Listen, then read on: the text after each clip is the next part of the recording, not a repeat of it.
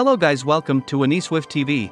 Our story starts off with a man running for his life. He searches through his phone to ask for help when he suddenly notices Kaname and messages him as he arrives at a dead end while his hunter comes closer.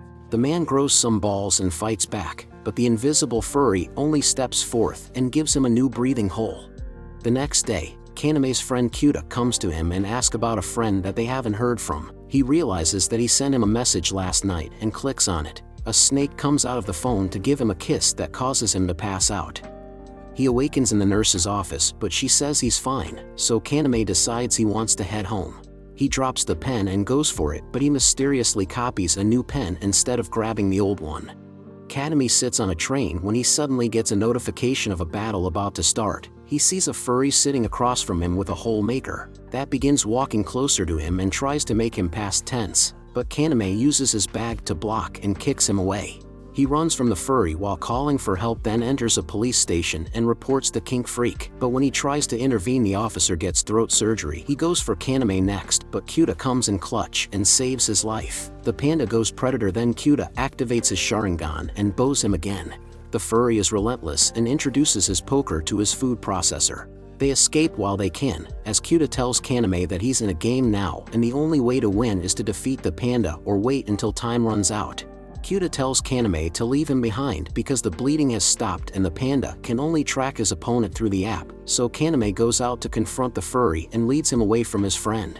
Kaname hides in the bathroom and ambushes him with a fire extinguisher, then begin throwing hands, but the furry give Kaname's face a fisting. He takes up the knife and tries to end the series, but the plot armor is too strong, so Karkoin comes in to give a helping hand, so Kaname wins the match as the time runs out while the furry begins to be deleted until only an outline of his body remain. He goes back to check on Kyuta and finds that he has gone to live with God. Kaname falls to his knees in disbelief as he checks his phone and sees that the last message from his friend was for him to survive. He sits in his room while trying to figure out the game as he uses the gacha system, which gives him a pure that immediately comes packaged at his door. He gets a message from another player to find out more about the game, and goes inside a warehouse to meet Shuka. She tells him he will only get one question, so he asks how to leave Darwin's game. Then she explains that the only way out is by becoming a hashtag. But Kaname refuses to believe that there is no way for him to be safe. Shuka says that she won't answer any more questions until he shows her his power, but he doesn't know how to use any of his abilities. She tells him that she can't trust anyone who won't show his ability, but Kaname hits her with his purple flashlight and begin doing the race.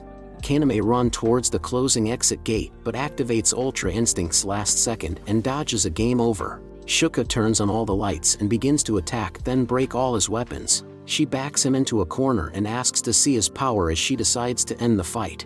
Kaname runs away from her while accepting that this is his life now and remembers Kyuta's message to survive. He spawns a pure in his hand and decides to pew at her as he retreats to safety. Shuka chases him relentlessly and starts destroying the environment to find him, while Kaname begins to meditate and figure out how to use his powers correctly. He begins to pew at Shuka to lead her into a trap. He turns off all the lights, then runs at Shuka while she's adjusting to the darkness, and dodges her chains to tackle her to the floor. He stands over her and tells her to cancel the match. Seeing this, Shuka realizes that Kaname is a good person and is very strong. She decides to surrender to him as he passes out. In the morning, Kaname wakes up and finds Shuka in her birthday clothes lying on him. She asks him to start a family with her to his confusion, so she explains that she wants to create a clan with him, but he must first get to a higher rank. He walks to a store and cashes in some points for money, then realizes he's caught the bag. The game sends a notification advertising a new event, so the next day, he meets Shuka to explore the area before the competition starts. She takes him to the mall where she goes on a shopping spree, but while he's waiting for her, Kaname is confronted by another player, Inukai, who leads him to an alley and starts a battle. He rushes to deliver a can of whoop ass, but Kaname summons a shocker and tackles Inukai to take his phone away to threaten him with it. Shuka comes in as support, so Inukai surrenders and reveals that he's a part of the boxing guild. As it's shown that the game event is about to begin, they all start to get teleported to random locations around the park. They are told to gather 3 rings or meet Jesus, but there aren't enough rings for everyone, so they will have to steal from each other to survive. A girl gets teleported next to the leader of the 8th clan, Wang, and attempts to burn him alive, but he uses her to test fall damage instead. A sound frequency starts that puts everyone under a genjutsu to return home so civilians won't get hurt. Kaname gets a notification that he has to find rings of various rarities or meet Jesus. He looks through the phone's camera and finds a ring hidden in his room. Kaname heads outside and sees many body arts. He realizes that some of the rings are moving and hides to ambush the player. The Punisher comes through the elevator and makes his choppa sing. Kaname runs away and finds all the exits blocked off by plants. He chases after Kaname and corners him, but he gives the Punisher his rings, but he wants Katame's life too. His pure jams, so Kaname turns the tables on him but can't bring himself to pew. The Punisher decides to leave Kaname breathing so he can save bullets, then heads into the elevator. Kaname waits for the elevator, but he's stopped by a woman, Rain, who warns him not to go inside, where he sees that the plants have made the Punisher into fertilizer. She explains the plants have been eating everyone inside the building, so they're trapped inside, while Shuka has been on the outside stomping on noobs by 1v9ing. Kaname and Rain decide to work together as he decides to scan the Punisher's choppa. They walk down the hall and realizes that the fallen players haven't left an outline like they usually do as they begin moving again. The zombie players chase after them as Rain throws a flashbang that allows them to escape. Kaname realizes that their enemy is using the cameras to send the zombies after them, so they run away while pewing all the snitch boxes until they find safety in Rain's room. They make a plan to use the gacha system to make bombs to draw the zombies' attention to Rain while she leads them as far away as possible, and use her ability to dodge their pews and change their living status. Meanwhile, Kaname confronts the florist on the first floor by climbing down the window. He comes out of the camera room and begins equipping his armor, so Kaname throws a banger, but it has no effect. The florist begins whipping him like a master, so Kaname takes out the choppa and empties the clip, but Teen Trees are too strong. He breaks the choppa, so Kaname summons another, but his stamina begins to run low, so he uses a flasher and escapes. But Groot chases him down and gives him a tummy tuck that launches him into a wall. Kaname begins to lose consciousness but finds himself in a room where all his weapons gets created. He realizes that he can make adjustments to weapons he copied, and decides that he'll reduce the choppa's durability by increasing its damage. He makes bullets and makes the choppa scream. The bullets begin to damage the florist, but he tries to push through and gets blown back. He asks to be sent to God in one shot because he's really sick and already has an invitation to heaven. Kaname blacks out as Rain comes in and explains that because Wang is in the challenge, he is planning to gather all the rings in the game, and when he gets to their building they will have to survive together or become past tense apart.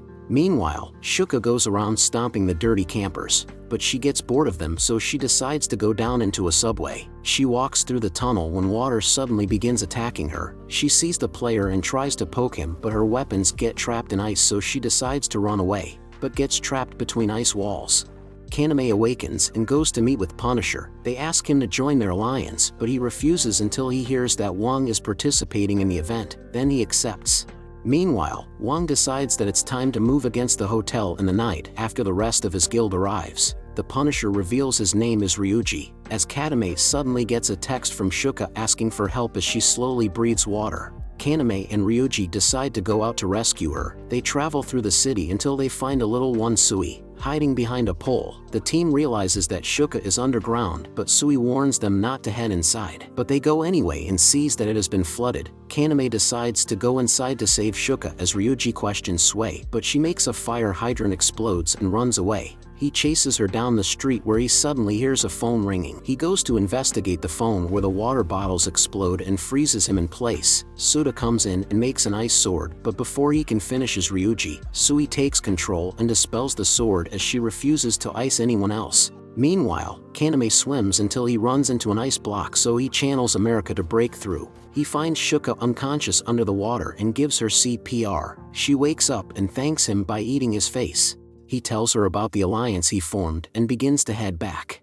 We go over to the 8th Guild as they train their troops and prepare to attack the hotel, as the couple meet back up with Ryuji and Sui. She explains that she attempted to unalive Shuka because she and her brother shares the same body and they wanted to survive. Shuka makes her a part of the clan as Rain messages Kaname to explain that there is a treasure much more valuable to find.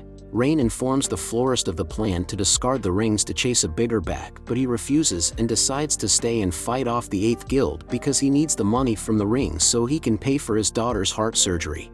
So Rain wishes him luck and leaves. The 8th Guild enters the hotel and sends their vice captain in the elevator. Plants suddenly attack him, but he activates his power and shows off his type advantage. While the florist goes downstairs to show them what Team Trees can do, he heads upstairs to have a 1v1 with the firebender. The florist accepts that he's probably gonna become a forest fire, but he wants all the smoke.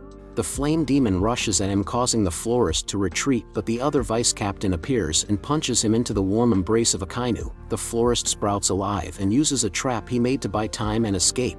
They find him by a wall as he decides that he's going to bring down the building as his last resort to end them. Rain Solid snakes around to find the treasure while avoiding all 8th members, but she gets discovered by one of their scouts. She uses her ability to escape and goes upstairs, but Wong appears out of nowhere, then captures her. He breaks her arm, then she tells him a story to waste time until her alliance appears. A pew-pew fight begins as Kaname takes Rain to safety. Shuka goes around slaughtering the noobs while making Sui freeze the battlefield. Wong tries to attack her, but Ryuji pews him away, so Wong goes after him. He explains that Wong's ability is short teleportation and spatial slicing, so as long as he stays away he can beat him, but some fodders distracts Ryuji, which allows Wong to catch him off guard and disarm him. Rain decides that she will use her ability internally and dives deep to figure out where the treasure is located. As Wong makes a show out of carving Ryuji, but Kaname stops him and declares he has surrendered. He tells Wong that he has the key to the treasure and threatens to destroy it. Wong decides not to unalive him, but he will continue to play with Ryuji. Kaname accepts the deal and tosses him the key, but while Wong is distracted he puts in a code for a locker. Then it's revealed that the treasure was hidden inside it all along, which brings the event to an end.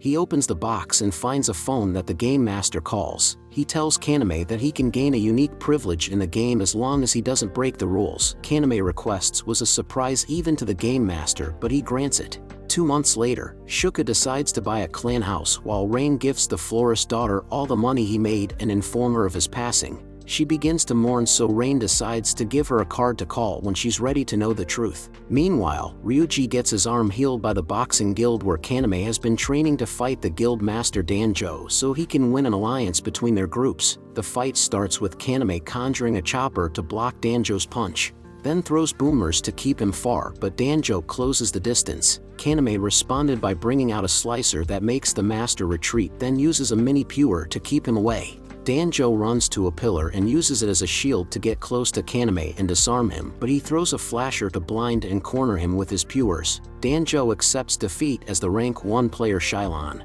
interrupts their duel, then disables everyone before kidnapping Kaname. They report it to Shuka, who reveals that she has a tracker on him. In the car, Kaname asks her why she kidnapped him. Shylon explains that she is an assassin that comes from a very prestigious clan and wants to take him under her wing since he has a talent for war. Then have babies with him to create a strong successor. His guild finally tracks him down, so Kaname decides to make a deal with her. If she can escape his guild, the Sunset Ravens, then he will be a slave to her. Rain goes to blow out the tires, but they're pew-proof, so Shuka decides to go out and face Shylon. She gets hit with killing intent but continues the fight. Shylon deflects everything and goes to slice Shuka, who weaves as Rain tries to pew her. She takes out their tires and attempts to escape, but Kaname throws a bottle of wine that Sui freezes to take out Shylon's tires also. Seeing that both their vehicles are damaged and the only way she can escape is by sending everyone to God, she decides to surrender and join the Sunset Ravens so she's able to keep an eye on Kaname. The next day, Kaname finds out that Wong kidnapped his friend Shinazuka, so they make a plan to go and retrieve him. Wong chills in a warehouse waiting for Kaname when he suddenly gets a report that officers have arrived outside, so he sends out his vice captain to give them a fisting, but he gets a report that there's more coming through the back door, so he goes to give them a welcoming. Shuka drops a phone by Shinazuka's head, then Kaname tells him to activate Darwin's game on his phone. He shows off his head game and gets kissed by the snake that allows him to free himself and blast away his opponent. More arrives, but he waves them away until Wong shows up and they have a duel. Kaname arrives at the front door and leaves Inukai to 1v1 the vice captain. He uses a force punch, but Inukai attacks him from his blind spot and get countered. He decides to go all out and run around the vice captain while Rain and Sui coordinate to freeze their opponents. Ryuji and Kaname walk through the warehouse where they encounter Wang. He asks him to let his friend go, but Wang tells him that his friend is closer than he thought as he sees a box with a present stuffed inside. Kaname begins to cry because he blames himself for his friend's passing. And for the first time Kaname blows someone's mind. He reports to his team to wipe out the entire 8th clan and begins to give all of them brain surgery. Wang goes on the attack, but Shuka backstabs and leads him away to the outside. Leaving Kaname to face the rest of the 8th, he walks toward them and makes all of the guild past tense then leave to go and finish Wang. He chases at Shuka and destroys her weapon, but he misses a step because he lost a leg. Wang teleports behind her and attempts a slash, but gets disarmed instead. He sits on the ground confused until he sees blood dripping from threads. Shuka explains that her power allows her to not only move string-like substances but also vibrate them so they act like a blade. She ties him up, but he uses his ability to switch places with her only to become immobilized. He begins begging for his life and crawls away as Shuka prepares to reunite him with his guild, but in a desperate cry, he teleports much further than he has ever done before and manages to fall at the feet of Kaname. He surrenders and begins to cry for his life when Kaname reveals that the privilege he received allows him to force his opponent to bet everything they have in a battle, and since the 8th clans lost all their points, they begin to become a hashtag. Wang realizes that he has been defeated and tells Kaname that he's the king now as he begins laughing before getting his mind blown. In the night, the Sunset Ravens wipe out all the players in their territory. To discourage anyone from even attempting to play the game in their territory, in order to create a giant safe haven for all the players who want to live without fighting for their lives. That will be all for today. Like the video if you liked the video, subscribe for more. Thanks for watching and remember to stay swiftly.